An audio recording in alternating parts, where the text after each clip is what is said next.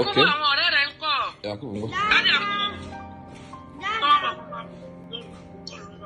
Dada. Oh yeah, grandma be Yakubu ni nkan mo ni. Ebe mo ro pe be bi ni nkan gan ni. Ó fẹ́ bí ní nǹkan ni. Yakubu ngbo. Ipe Yakubu kí ló fẹ́ fún mi tí ń fi sọdún? Adé àti ọwọ́. Nígbà oníwà rówó gbà.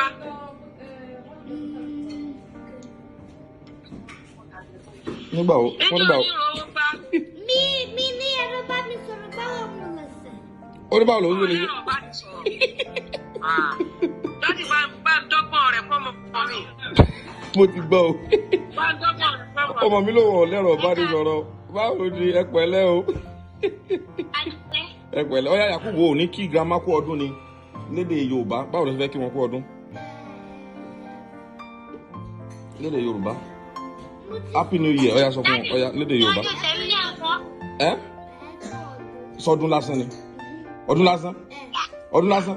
Ẹ kú ọdún tuntun gan. Ó yẹ ìyẹn ni èmi ló mú ṣeré. Kọrin fún mi, kọrin ẹ kú ọdún. Ọmọ mi ń gbọ́ wọn ní sọ́kùnrin ẹ kú ọdún fáwọn. Ó lọ wọ̀n mọ́.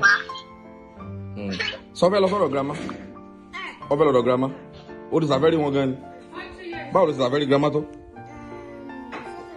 Sátà mílíọ̀n kan. Ọ̀pọ̀ tó rẹ́ ni. Grandma ọmọ mi ń sàfẹ́rí yẹn o.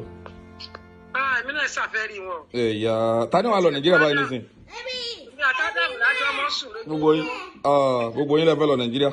Báwo la ti fẹ́ mẹ́tí ọ̀lọ́ Nàìjíríà nísìn? Ó yá wá sí tókè ní tókèjì fún grandma. Ó yá wá sí.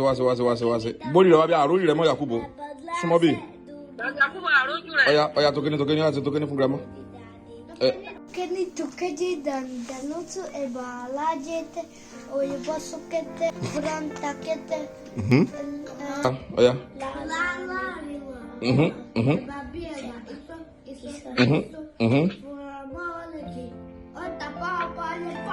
Orí Adam ni ó lọ Nàìjíríà. Yakubu wá Nàìjíríà grandma Adam ni ó lọ Nàìjíríà o.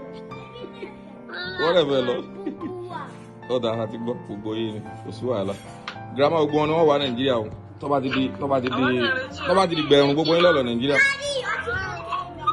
Ìwọ lọ bọ́ sí lórí. Ó dà.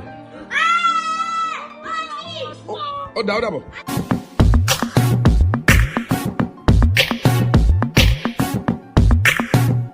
Ọmọ Yorùbá lèmi o. Kindly subscribe to our YouTube channel Yoruba Pikin and remember to hit the notification bell to enjoy more of our videos. Thanks for watching. Bye. Ó dàbọ̀.